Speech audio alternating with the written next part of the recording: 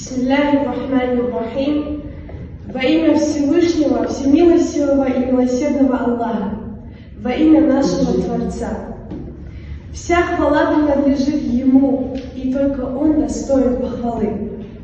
Да благословит и да приветствует Аллаху Тааля нашего пророка, нашего любимца Господа, Господин миров, Господин человечества, свет наших очей, фрукт наших сердец, пророк и посланник Аллаха, Мухаммад, саллаллаху алейхи вассалям. Сегодня наша тема будет посвящена этому дорогому человеку. Аллах Тааля в Коране повествует нас: «А'уду биллахи минаш шайтанир раджим, ва ма арсалнака илля рахматан лил аламин». Это обращение ко всем, но особенно к пророку. «О пророк, я тебя не спасал мирам как милость». То есть Аллах Тааля говорит: ты был ниспослан как милость для миров. Для миров, не только для бренного мира, но и для вечного мира. Далее Аллах Тааля в другом аяте говорит: «А'уду биллахи минаш шайтанир раджим, ва иннака ла'аля хулукин азим». О Мухаммад, саллаллаху алейхи, ты являешься обладателем наилучшего нрава, наивысшего нрава, высших качеств. Там мы говорим пророк, саллаллаху алейхи вассалям. Кто же он? Аллах Тааля упомянул о его высших качествах, о его милосердии. Почему? Потому что пророк, саллаллаху алейхи вассалям, является самым лучшим, самым драгоценным, самым воспитанным.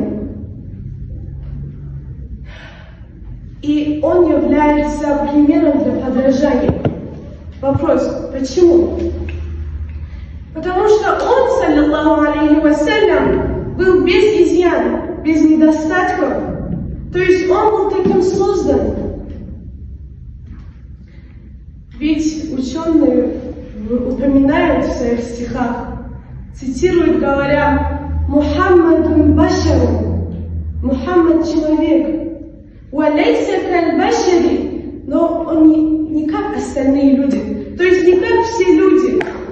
«Вахуа якутатун», он является драгоценным камнем, он является алмазом, он золото, он яхонт. «Ваннасу каль хаджари», а люди как камни, то есть маленькие камешки. Далее хотелось бы упомянуть, прочесть такой аят. «А'уду биллахи минаш шайтанир раджим, инна Аллаха ва малаикатаху юсаллуна алян наби». Аллах Тааля говорит о себе, о своих ангелах, что сам Аллах Тааля восхваляет своего посланника. Сам Аллах Тааля восхваляет своего раба, то есть Мухаммада, саллаллаху алейхи вассалям. И ангелы, которые были созданы из нура, чистые существа, тоже восхваляют пророка, саллаллаху алейхи вассалям. «Я айюхалладина аману», о те, которые уверовали, о мусульмане, саллю, вы тоже восхваляйте, алейхи вассаляму таслима, вы тоже читайте на него салават, вы тоже поймите и изучайте этого человека, вы тоже любите этого человека. То есть сам Аллах Тааля, ангелы, потом мы должны восхвалять пророка, саллаллаху алейхи вассалям. Мы должны изучать его. Любовь по отношению к пророку, саллаллаху алейхи вассалям, так важна. Аж из истории мы знаем, что Умар, радийаллаху анху, второй сподвижник, второй соратник посланника Аллаха, второй заместитель, апостол, основной из основных апостолов посланника Аллаха, когда пророка, саллиллаху алейхи вассаляма, когда он был возле него, он сказал: «Я Расуль Аллах, о посланник Аллаха, я тебя люблю, но прежде всего я люблю себя и своих родных, а потом люблю тебя». Тогда посланник Аллаха, саллиллаху алейхи вассалям, ответив, сказал: «Ты неполноценно уверовал». Умар, рады Аллаху ан, спросил: «Почему?» «Да потому что ты больше меня любишь себя и своих родных. Пока ты не возлюбишь меня больше, чем себя, даже больше, чем свою родню, твоя вера не станет полноценной». Проходит время, Умар, рады Аллаху ан, подходит к пророку, саллиллаху алейхи вассалям, и говорит: «Я Расуль Аллах, я люблю тебя больше, чем всех, даже больше, чем своих родителей. Я Расуль Аллах, я возлюбил тебя больше, чем всех». Ведь мы знаем, что Умар, рады Аллаху ан, такой величественный человек. Неужели он не знал об этом? Знал.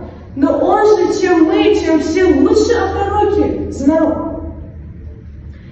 Вот поэтому пророк, саллиллаху алейхи вассалям, все равно сказал Умару, чтобы он больше любил его. Почему? Потому что через любовь пророка, саллиллаху алейхи вассалям, мы постигаем, то есть наше постижение Аллаху близко. Мы должны достичь довольства Аллаха через любовь пророка, саллиллаху алейхи вассалям.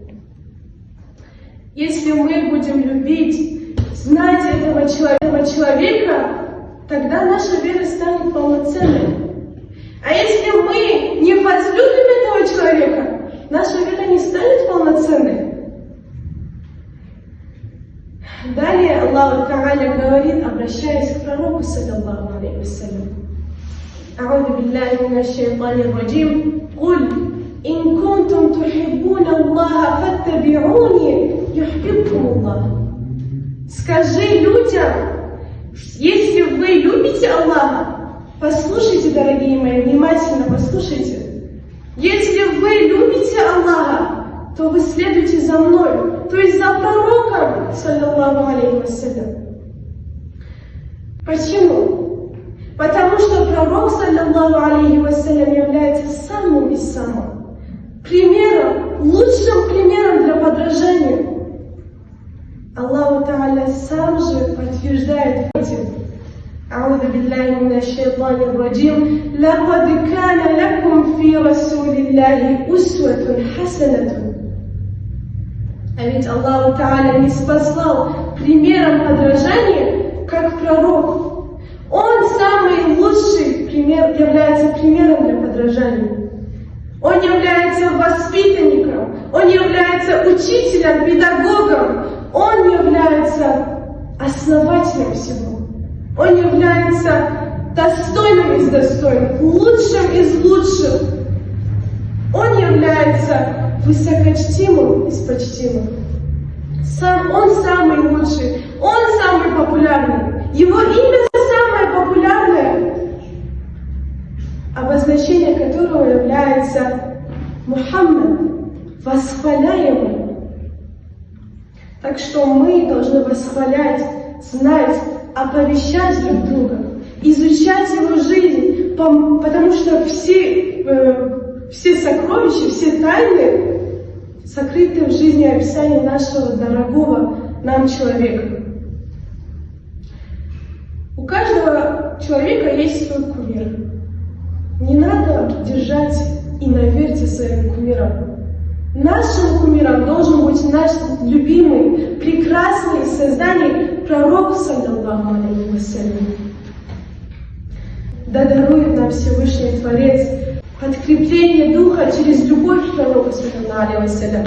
Да дарует нам Всевышний Творец такие знания, чтобы пророк, саллиллаху алейхи вассалям, гордился нами. Чтобы мы стали полезными для общества, чтобы мы стали полезными для республики, для нашей республики, для мусульман, особенно в частности, конечно, Дагестана.